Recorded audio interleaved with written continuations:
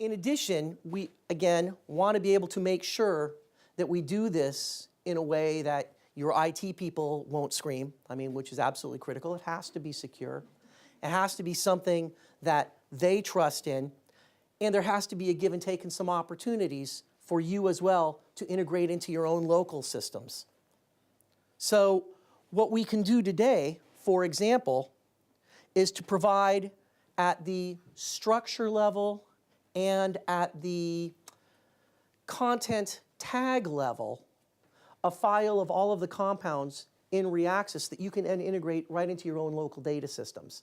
So you can say, well, here, for my proprietary database, I can put alongside of that all of the substances in Reaxys. Where there's overlap in my system, I can create my own interface, just embed a Reaxys link, and immediately and seamlessly go from my proprietary system directly into Reaxys, where I know that there's specific types of data, whether that's synthesis data for your organic synthetic chemists, whether it's pharmacology data for the folks who are doing more medicinal systems.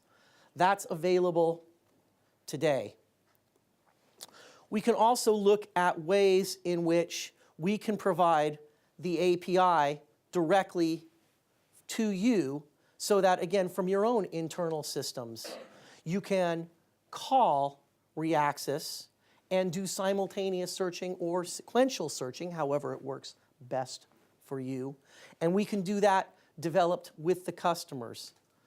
I was in a meeting today with a very significant company with lab notebooks, creating lab notebooks, and I think we'll have more to announce in the next few weeks with regards to partnering with lab notebooks. But I think that that's really the critical area that we want to explore moving forwards, is in what domain will this integration make the most sense and meet the business needs and the scientific needs of your scientists. So again, from a chemistry perspective, we are looking at the lab notebooks, and we'll have a very significant announcement coming out in the next couple of weeks about that.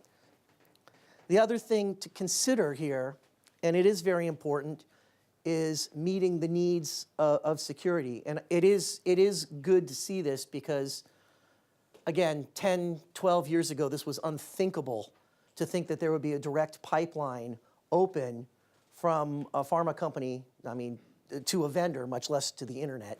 So we have been able to show doing this, that you can do this in a completely secure environment.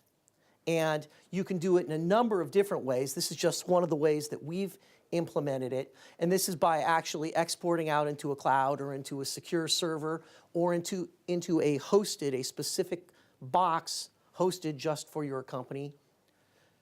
Your data sets, your compound sets, maybe a compound registration data, a compound link into your own proprietary databases, certainly not the proprietary data that's associated with the compounds. And of course, you can do this in any number of ways. You can do this with an INCHI, you can do this with a number of different ways. Of course, the advantage of doing this is that we're technically aligned at the structural level. And this is, again, what we're doing today on a pilot with some of our larger customers. We can do the normalization, the compound and structural normalization, the normalization of stereochemistry, the normalization of charge representation in one place. And your data can stay behind the firewall. Yeah, of course, there's some considerations, time and expense in exporting the data. There is also a consideration for us and for you in the environment in which you're exporting, because right now our Reaxys environment is extremely agile. We update the product 6 or 7 times a year. Doing it in this way will have an impact on that, because we can't just change a system without having an effect on your databases. So that's something to consider, and that is what we're considering as we move from a pilot to more of a production phase, and that's something that I'm sure all of your account managers will enter into discussions with you. The next step, of course, as is the case with most science, is exponentially more difficult because we've always been told, wow, if we could just somehow merge all of the public data with all the commercial data, and then somehow harmonize all of the biology data with all of the chemistry data, drug discovery would be easy. Yeah, drug discovery is not easy. I mean, it's the closest thing we have to a miracle. So the way we want to look at it is take at least the next approach of taking subject-specific integration, here in case if it's biocentric, and slowly start to build that out. So where biology touches on chemistry, how do we fold in that integration? Or chem-centric, where chemistry, again, we were talking this morning with some people, they're saying, boy, you've got chemists, but then there's that pharmacology data which is starting to cross over into biology. How do we do that, right? Because they see a connection. Your users all see a connection. They don't just pass themselves in the hallway and put their head down and say, I don't talk to you because you're a chemist.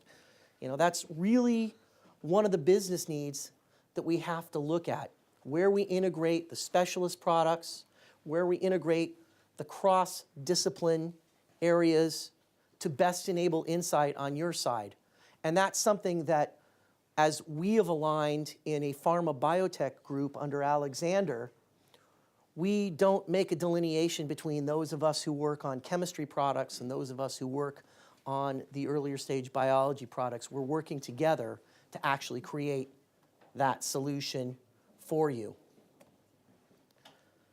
The next steps for us, and I want to stress that those company names that you see in the lower left are indicative companies. This is not anybody that we are specifically working on at this time for a collaboration effort. But every one of those companies has certainly told us, hey, look, here's the pain that we're facing.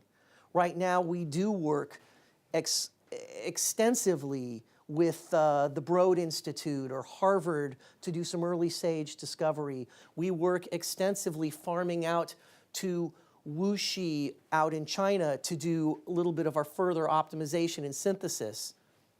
How do we actually create a single environment that's safe to use, that we can actually all perform this handshake?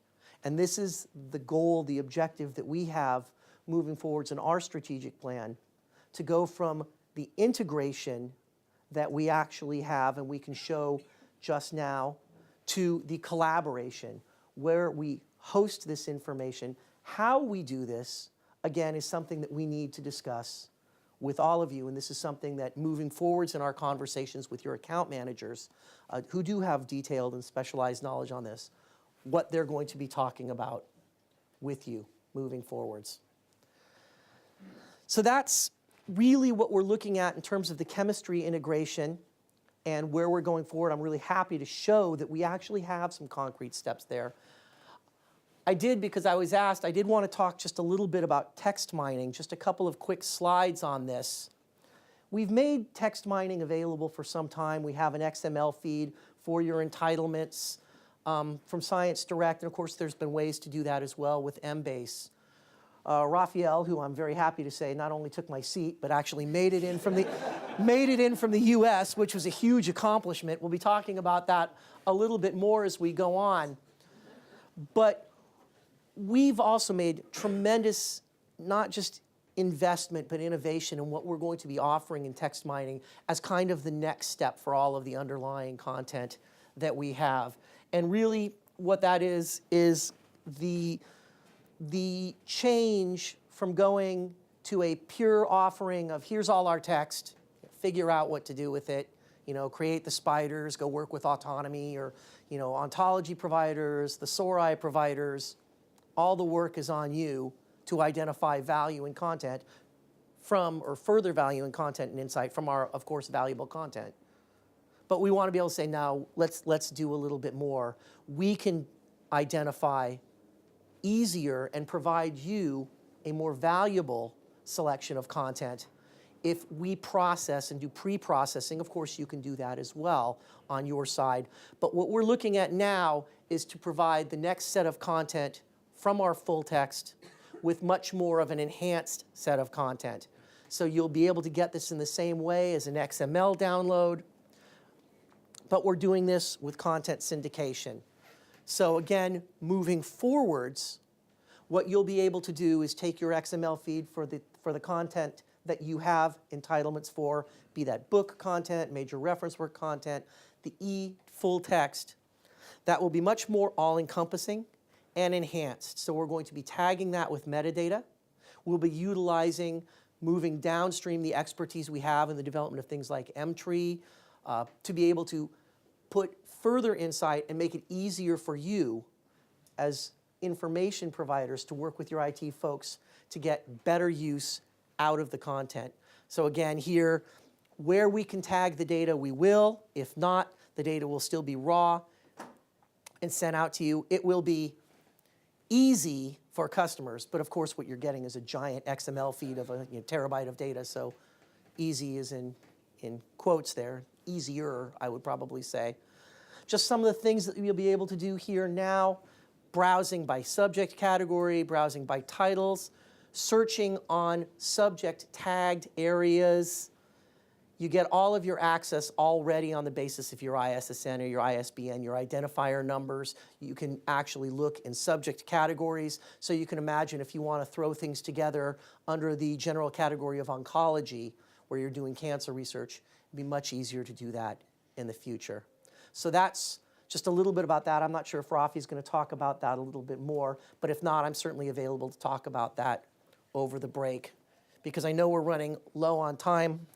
I kind of moved through that quickly. I'm certainly available at any time during the break or after the session if you'd like to speak. I'll defer questions because I know we are running out of time, and I'm standing right here anyway, but if there are any, I'm happy to take them. Excellent.